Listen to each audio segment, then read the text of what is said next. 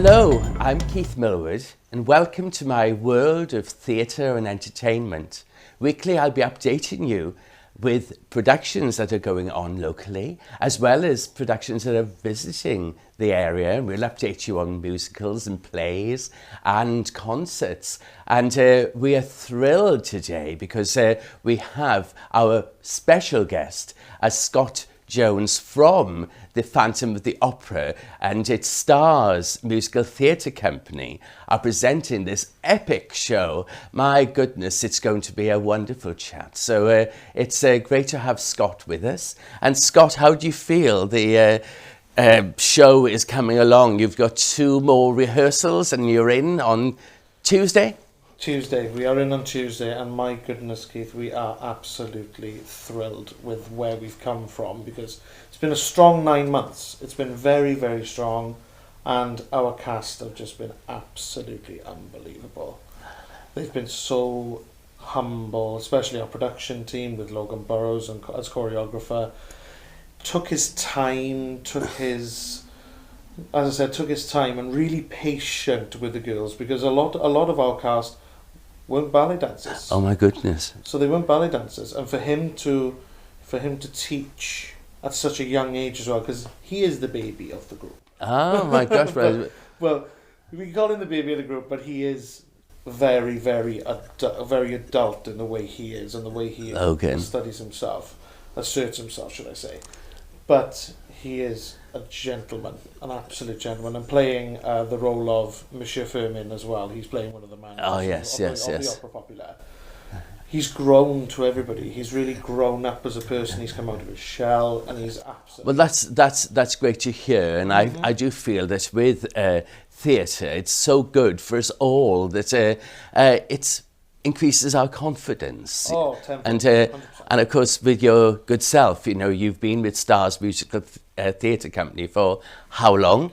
Oh, gosh, it's got to be close to about 8 to 10 years. And you're playing, tell us about the character you're playing. So I'm playing the role of the supreme tenor, Ubaldo Piangi. Piangi. And he is, he and I have met before. Please say more. So going back probably about 10 years ago when I was in youth, and obviously I had a phone call from a very, very good friend of mine. I know I'll get back to Stars in a minute. But I had a call from a very good friend of mine, Vicky P.S., SA15 stage school. She said, "I'm very, very sorry to phone you. I'm in a bit of a panic." She said, "I've lost my Piangi." and I said, "How could you lose your Piangi?" And she said, "No, he's pulled out." She said, "But I need a strong vocalist who can play the role for me." So I said, straight away, without hesitation, because Phantom is my favourite show. So I said, without hesitation, I jumped straight into it, and what an amazing show that was, for a youth production as well. And you have a chance to recreate the role now, don't you? And I know Stars has been running for several years and have got a really good reputation. Please tell us about those productions, and also say how you felt when it was announced that Phantom of the Opera was going to be your next show. So the past few shows we've done shows like Oklahoma, we've done Rent, you know, and those are shows that everyone enjoyed. We really enjoyed those productions because it was, as I said, Stars is a family. We're all a family together. And when Phantom was announced, when Simon Dunsford, our creative director, he turned around and he said, "We are doing Phantom," everyone just went, "Oh my goodness." What an opportunity, because for a few years it's been available for youth groups to do. It's only when the theatrical license is given. But for the first time, it's now an adult company in the hands. It's in the hands of an adult company. You know, what depth or what changes do you feel an adult company brings to this piece? I think it's a lot more mature. You know, because there's a lot of maturity there. There's a lot of, you know, a lot of different musical talents as well. You know, you've got people from different walks of life, as you do in normal musicals. Yes. But for these people in different walks in life to come into this show, and especially as it's our Welsh amateur premiere, It is the premiere. It is the first. It was released to 4 groups across the whole of the United Kingdom. So there's one in England, one in Scotland, one in Ireland, and us. And you in Wales. So That's we are the first. And your Phantom, actually, it's a labour of love for him playing the role. Corey, please say. So Corey came to us. He's a lecturer, teacher, and his passion for theatre goes back so many years. And when he first came to us, because this is his first production with us. Wow. And he was quite nervy, I don't know who I know here. I don't know if I know anybody. But as soon as he sang and opened his mouth, we were all just in awe of how talented that young man is. Yes. Obviously, he's made his prosthetics himself for the show. His mask is handcrafted. He's made that himself, yes. So he's really and he's studied the novel. He's studied the Phantom of the Opera. He's novel. gone back to the Gaston Leroux book, hasn't Correct. he? Yes. He's gone back to Gaston Leroux. And he's really... He's a very good method actor, is Corey. He reads up on things and he embodies himself in that character to the point where a few of us have actually turned around in rehearsals and we've actually said, oh my goodness, that is frightening. It's going to be something very special next week when it's at the Gwyn Hall in Neath. So please say the nights of the performance, the days of performance. So it's Tuesday the 23rd to Saturday the 27th of May. And ticket-wise, it's going well? Saturday is sold out. So Saturday, our Saturday night show is completely sold out. There's under 80 tickets left across the whole board.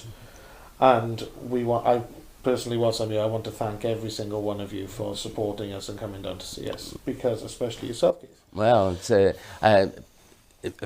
very, very welcome. But with Phantom of the Opera, it is one of the most grossing shows. I'm talking money-wise now. It's made billions of pounds. Together with The Lion King, those are the 2 entertainments that have made more money than any other entertainment. That includes films as well. So what is it you think that's so special about it that I'm realised it's 140 million people worldwide have seen it? What do you think makes people, what draws people to the Phantom of the Opera and this particular musical? I think a lot of it is Andrew Lloyd Webber's, his creative writing and the way that he has really looked at the music. He's obviously written the music so very beautifully, and people sort of go to him because obviously he's done many shows, he's written many shows. And people have been following Andrew Lloyd Webber. And then obviously when it released in 85, Phantom released in 85, 86 wasn't it? I was living in London that year, so I know when it opened. Yes, sorry, October. Yes. It was 1986. Yes. And everybody just had an immediate buzz for it. Yes. It was just this mysterious character that lurks at the night of the Opera House. Yes. People just want to see what the underground labyrinth, isn't there? Wants to know what his story is and what, that people want to know more. Like you said, Love Never Dies as well. When Love Never Dies came out, the second sequel. embodiment, the sequel, didn't do as well as Phantom, but in my eyes personally, I think it worked because it really joined. You sort of saw the aftermath of Phantom, but going back to Phantom, everyone loves the musicality of it all. Everybody loves the action and things. What that happened, especially when the mask is removed. Yes. When the mask is removed and what's revealed underneath, everybody sort of the gasp. The gasp, yes. Because we all, as a joke in rehearsal, especially with me and a couple of others, because we're sitting in the corner just waiting to see what goes on. The mask comes off and everybody goes, oh! So is it, why is there a first gasp? I don't know. Well, I don't know. But what are the challenges that this production brings to the company, and what challenges are there in your role as Piangi? So the challenges with regards to, as I said, the musicality and the way the music was written was the vocal ranges. Ah, yes. Because there's so many highs and lows within the show. So it did strain a couple of vocalists within our company because I didn't think that they knew their ranges as well. Right. But so your musical director, Ashley, Jones. Jones, yes. Ashley has really, really been a fantastic ambassador to all of us. Yes. He's such an amazing teacher and such an amazing musical director. I've worked with Ashley for over 10 years, and I've got to be honest, I couldn't ask for a better musical director. He's outstanding. He knows his job, doesn't he? And like myself, as you said, with my role as Piangi, going 10 years on, as I said, I've got a bit rusty, got a bit lazy. So he really, right, come on, shape up. And that's what, and to teach as well, because he's taught every single line as well, with regards to this, all the way from soprano to bass. The words are so beautiful as well, aren't they? Singing about the music, but the words of Charles Hart and Richard Stilgoe, and they are special. I remember my first experience of seeing the Phantom of the Opera. I was saying I lived in London at that time, and within the first 3 weeks I was there, I failed to get into a matinee, so I stayed around and managed to get into the evening performance. And when I heard All I Ask of You, I thought I was in another world. I just thought this is the most beautiful song. I love all the others, but that is my favourite. Have you got any favourite moments? Personally, there's probably three favourite moments to me within the show, and many of the cast will probably say the same. So you've got Wandering Child. So where Christine is at the gravesite of her father's gravesite, and he's trying to engross her to get his power across to her. And he said, wandering child, so lost, so helpless, yearning for my guidance. Yes. So she's trying that sort of thing. And it's beautifully written. The trio song there is beautiful. And the song as well, Wishing You Were Somehow Here Again.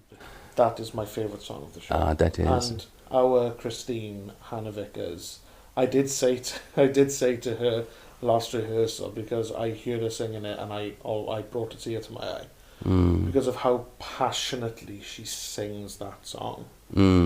And we all turned around and we said, you do realise, Han, on the last night of the show, on the Saturday, we are all going to be backstage bawling. So and she said, no, you're going to be bawling. Hannah is really, and I got to mention a special mention to Hannah, because she has been the comedian of the whole experience. She's made us laugh. She's made us cry. She can just walk in the room, and immediately you can just walk in. Hello. That's special. and it's just, it's so infectious. Yes. She is such an infectious character, and I absolutely love her to bits. And I think that the chemistry between Corey and Hannah, and bringing the roles in with Ethan and Josh as well. Yes. Between all of them, because we have two casts, the characters are really, really, they bring their own versions to the characters, and it's absolutely unbelievable. And it's got to be seen, hasn't it? Yes. And if you don't come and see Cast One, you have to come and see but you're lucky as a company to have so much strength, that you can double cast certain roles. And the part of Carlotta as well is a tremendous part. So you're saying that with the challenges that you've had as a company, but it seems to us that you have taken the Phantom of the Opera, you've taken the bull by the horns, and you're going to give the best production that is possible in the locality. So we're going to show a clip now of a rehearsal, and you, as viewers, will be able to make up your own minds, but we think it's terrific.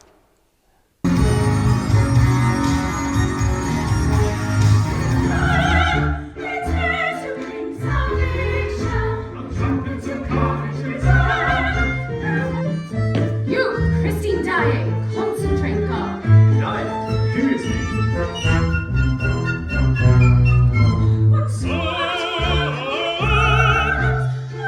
I'm sure you agree that was absolutely wonderful. Now, tell us, Scott, about other shows that you've been in, and about your own life outside of the stage, of the musical stage, the musical theatre stage, because you are also Rag and Bone Man, aren't you? I'm not the Rag and Bone Man, that's what I say. But a tribute to him. A tribute to him. Yes. And but no, the other shows that we'll go back to the other shows that I've been part of. You know, I as you said, you have a special place in your heart for The King and I. Oh yes, yes. And I've been happily enough to be part of The King and I. And it's a gorgeous, gorgeous production. I've been in Little Shop of Horrors, which is one of my personal favourites. Ashley Jones was also my musical director for Little Shop, and it was a great show. I loved it. We've done, oh gosh, to the top of my head, we've got Oklahoma, Rent, which is... Into the Woods? I wasn't. Oh, you weren't part of Into the Woods, but it's a great production of stars. It really was. One of the first ones, wasn't it? And Chess, and yes. Chess, I'm really, really, really gutted that I wasn't being able to be in part of Chess, because it's grown on me as a production. As a because due to as I said, the musicality, the way it's written, the way the vocals are, an anthem especially. Yes, yes. Which is, I've heard personally John Owen Jones singing that live, and that was breathtaking. It's magical, isn't it? It is magical. You seem to like the music of the shows. What would you class, as well as Phantom of the Opera and Chess? What else are the shows that you've seen recently that you've particularly enjoyed? I mean, myself personally, Sister Act and Natalia Essing was absolutely... With Cockett. With Cockett Amateurs, and then more recently then with Swansea Amateurs, isn't it? Yes, Swansea Amateur Operatic only 2 weeks ago, and that was cracking. You know, what did you like so much? I mean, I met just a couple of days ago the lady that played Sister Nancy is it Sister Patrick? Oh yes, Sister Mary Patrick. Sister Mary Patrick, and she came to a local event that I was part of, and I recognised her, and I said, "I've seen your face before," and she goes, "I haven't seen your face before." And I said that I went down to see Sister Act, and she went, "You came to..." I said, "Yes." It was absolutely unbelievable. Yes, especially her part. Yes. Haley in it was. Yes. It was her first major role. So, you know, yes, it really was. And I was speaking to Haley about that.